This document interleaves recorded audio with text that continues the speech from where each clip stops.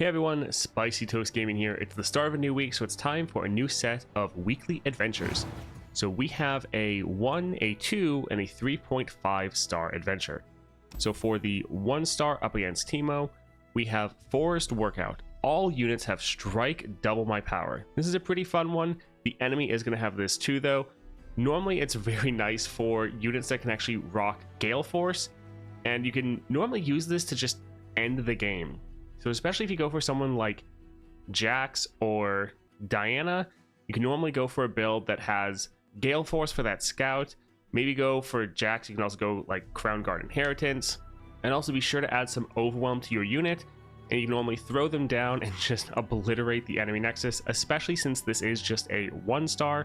So that is very fun, but any unit focused deck will be solid here.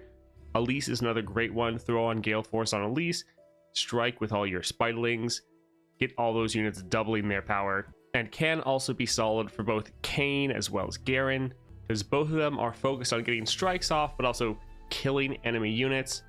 And that's really what you need to pay attention to here, is just making sure you're not having any of the enemy units really scaling out of control. So while you really can't take advantage of this, especially with like Jax and Diana to one-shot the enemy Nexus, if you aren't playing them, you have some lower level champions you're doing this through, just make sure you're not letting the enemy double up and start scaling out of control here. So also going for some people that have some removal or control, such as like Annie or Yasuo, also would be pretty solid here.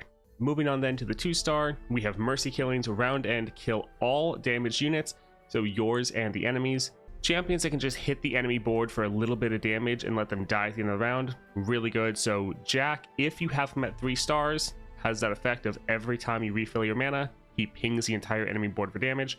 Really good right there. Misfortune, you could especially go for Misfortune with Grand General's Counterplan, so every round you're making a Make It Rain in hand.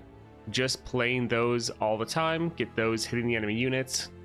Nami would be another solid one. You have some decent poke damage and also some sustain, so if one of your units gets hit, you can heal them back up so they're no longer damaged and won't die at the end of the round.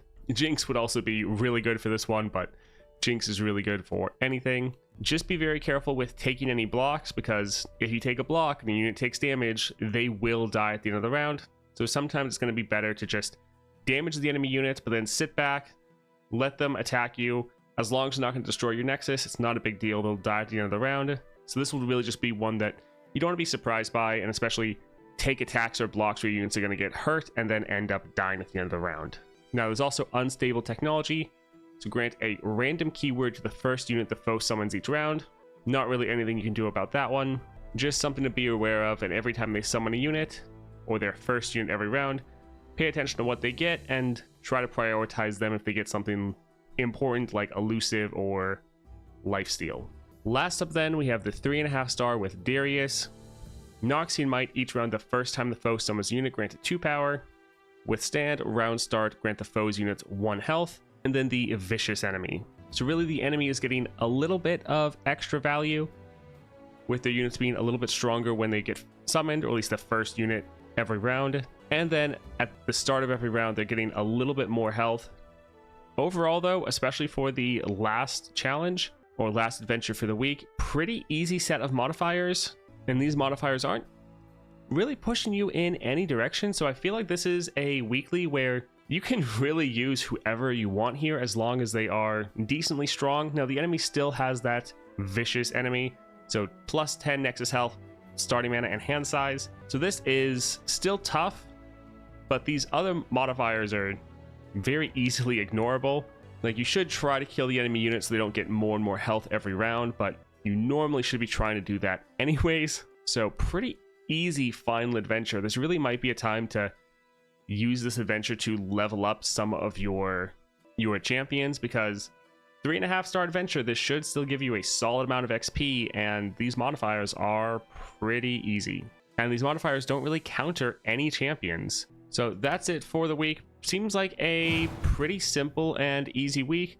Definitely pay attention to the Mercy Killings one, as that can sometimes sneak up and surprise you if you just aren't paying quite enough attention to it. But overall should be pretty straightforward and easy. Could be a really good time to farm up some XP from the 3.5. as this is the easiest final adventure I think we've had in a very long time. Let me know in the comments down below what you think of this week, and if you have any tips or tricks for your fellow players, definitely leave those down below. All right, I hope you all have a great day and a great start to your week.